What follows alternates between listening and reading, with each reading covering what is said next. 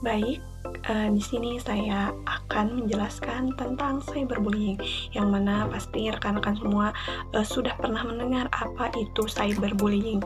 Jadi cyberbullying itu adalah perundungan ya, perundungan di media sosial, di platform digital, bisa juga di Facebook, Instagram, WhatsApp, dan platform digital lainnya. Biasanya pelaku mengutarakan kata-kata atau mengejek seseorang lewat kolom-kolom komentar di media sosial, atau bahkan menyebarkan video orang-orang hingga orang tersebut merasa bahwa dirinya tidak berharga, dirinya jelek, insecure, dan segala macam. Di tengah perkembangan teknologi yang pesat di dunia digital telah menjadi bagian tak terpisahkan dari kehidupan para remaja. Mereka tumbuh dalam lingkungan yang akrab dengan media sosial, aplikasi pesan instan, dan berbagai platform daring lainnya. Sayangnya, kemajuan ini juga membawa ancaman yang serius, yaitu cyberbullying. Bentuk perundungan yang terjadi secara daring melalui komentar, pesan, unggahan, atau bahkan penyebaran informasi tanpa izin.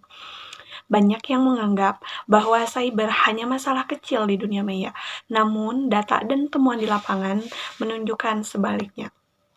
Berdasarkan survei yang dilakukan oleh Kementerian Komunikasi dan Komunikasi atau Kominfo dan UNICEF, sekitar 45 remaja di Indonesia pernah mengalami perundungan daring dalam berbagai bentuk.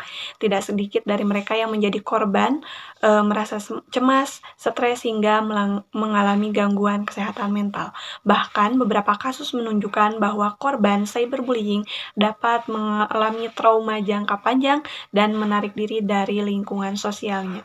Jadi untuk teman-teman di rumah, hindari untuk menjadi seseorang pelaku cyberbullying. Gunakan media sosial sebaik mungkin, sopan santun, rasa empati, dan bisa untuk menjaga diri untuk tidak berbuat yang tidak baik kepada orang lain, tidak menggunjing, tidak berkomentar yang jelek-jelek, bahkan harus membangun agar orang tersebut bisa lebih baik lagi dari sebelumnya dengan kita mensupport mereka. Saya melanjutkan lagi ya. Di beberapa sekolah, guru bimbingan dan konseling melaporkan bahwa kasus-kasus perundungan kini lebih banyak terjadi secara daring dibandingkan secara langsung.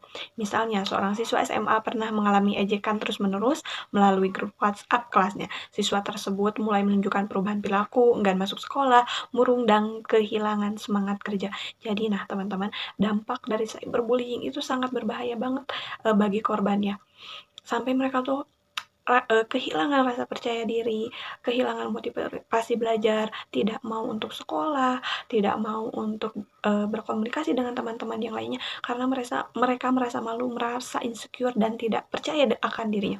Nah, bagi kita, ketika ada teman yang mengalami cyberbullying, kita harus mendukung dia, mensupport, bahkan memberikan afirmasi positif kepada dirinya, bahwa yang orang-orang katakan itu tidak benar. Atau misalkan seorang itu ternyata gemuk dan dibilangin oleh teman-teman yang lainnya, sering dikomen gemuk gini, kita coba mensupport bahwa dia juga bisa mungkin melakukan olahraga atau apapun yang supaya dia tidak terlihatan gemuk. Tapi apapun dirinya, mau itu gemuk, kurus, langsing, atau apapun itu, dia tetap berharga. Jadi kita harus mensupport dan mengantisipasi perilaku cyberbullying. Harus sopan santun, harus mempunyai rasa empati yang tinggi kepada orang lain, agar kita tuh tidak menjelek-jelekan siapapun.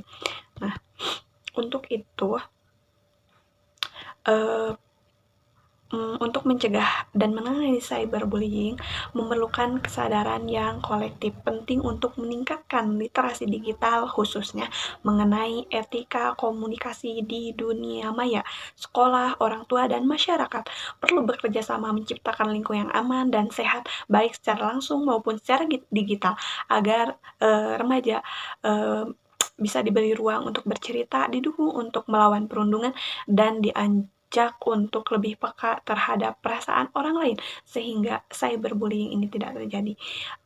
Untuk teman-teman semua, saya berpesan bahwa setiap orang itu mempunyai ciri khasnya masing-masing, mempunyai kekurangan dan kelebihan masing-masing. Jadi jangan pernah ngejudge orang, jangan pernah menghina orang, hargai mereka.